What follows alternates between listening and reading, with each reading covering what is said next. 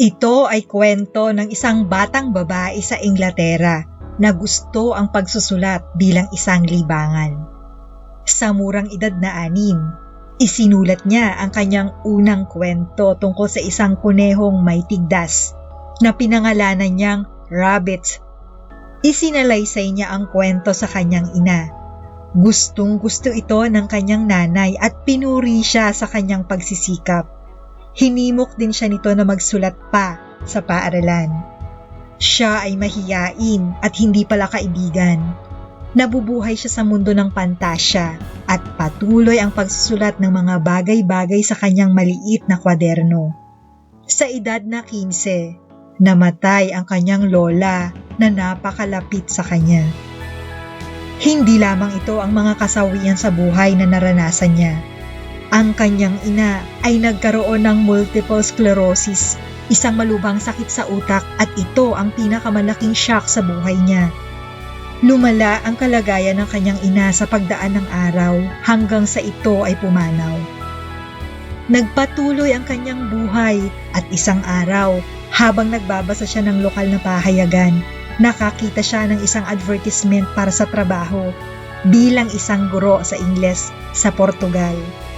Kasalukuyan siyang naghahanap ng trabaho at gustong magsimula ng isang bagong buhay, kaya't kinuha niya ang pagkakataon at nagtungo sa Portugal para magturo. Isang araw, nakilala niya ang isang mamamahayag sa telebisyon sa isang bar.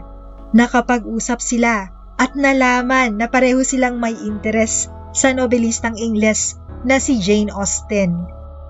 Hindi nagtagal ay nagsimula silang magkaroon ng mas maraming oras na magkasama at pagkalipas ng 1 taon, masaya silang ikinasal. Kalaunan, biniyayaan sila ng isang magandang anak na babae. Ngunit muli, nagdilim ang kulay ng kanyang buhay. Nabiktima siya ng pang-aabuso sa tahanan at isang araw ay pinalayas siya ng asawa sa bahay. Nilisan niya ang Portugal at bumalik sa UK kasama ang kanyang bagong silang na sanggol.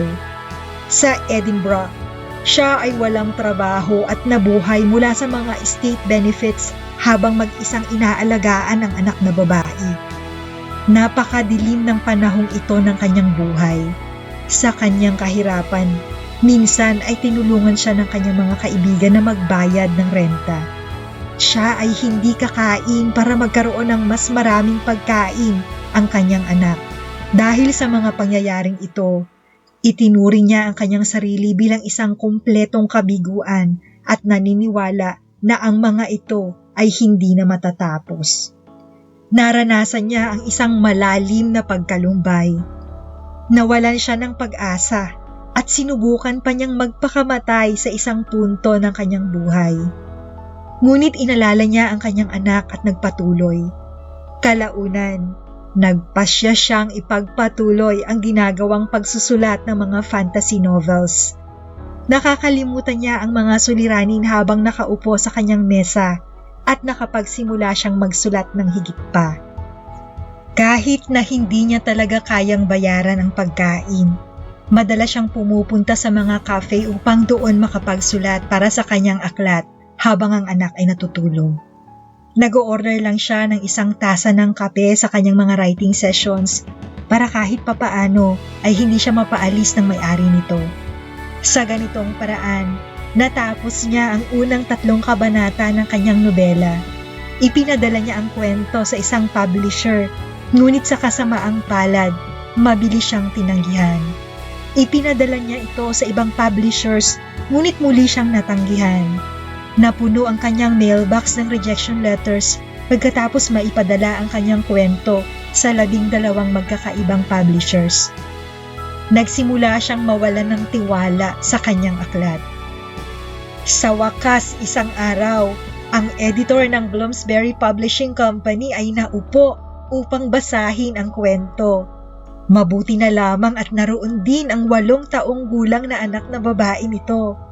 Gustong-gusto ng batang babae ang mga pambungad na kabanata. Dahil dito, tinapos niyang basahin ang kumpletong kwento. Pumayag ang publisher na ilathala ang kanyang libro, ngunit pinayuhan din siya. na maghanap ng isang full-time job at ipinaliwanag na hindi siya yayaman sa pagsusulat ng fantasy stories para sa mga bata. Noong Hunyo 1997 sa edad na 31, ang kanyang unang nobelang Harry Potter and the Philosopher's Stone ay nailathala na may paunang print run na 1,000 kopya.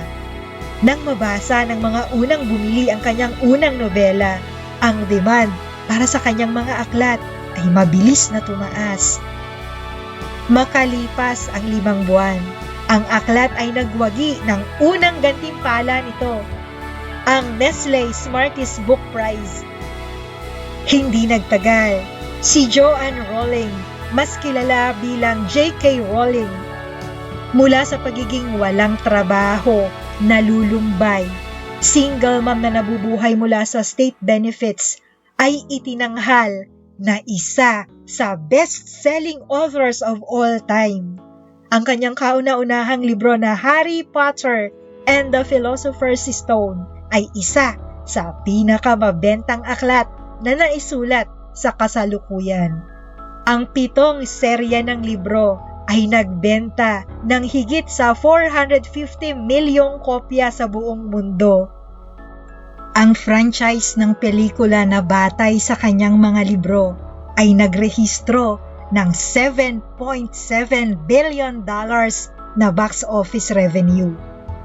Noong 2004, pinangalanan ng Forbes magazine si J.K. Rowling bilang unang tao na naging bilyonaryo sa pamamagitan ng pagsusulat ng mga aklat.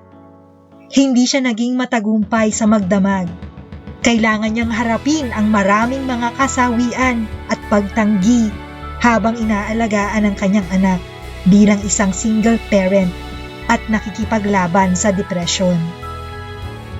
Ang lahat ng mga kabiguang iyon ay tumulong sa kanya upang maging mas malakas at matapos ang kanyang unang fantasy novel. Sa kabila ng lahat ng kanyang kayamanan at katanyagan, hindi niya nakalimutan ang paghihirap at sakit na kinailangan niyang maranasan. Marami sa kanyang kayamanan ang naibigay niya na sa kawanggawa. Pinili niyang bayaran ang pinakamataas na tax rate sa Inglaterra dahil matagal siyang nabuhay mula sa pagtanggap ng state benefits. Ipinakikita sa buhay ni J.K. Rowling na ang mga nagsusumikap ay pagpapalain. Mula sa kanyang buhay, matututunan natin na kung mayroon kang pangarap at kung patuloy na makakatanggap ng rejections, kailangang magpatuloy para maabot ito. Hindi katapusan ng buhay at ng pangarap ang magkaroon ng maraming kabiguan. Imposibleng mabuhay ng hindi nabigo sa isang bagay, maliban na lang kung nabubuhay ka na umiiwas sa mga pasakit na kailangan mong daanan upang magtagumpay. Sa ganitong kalagayan, ikaw ay talunan by default. Sabi nga ni J.K. Rowling sa kanyang Harvard commencement speech, "You might as well not have lived at all."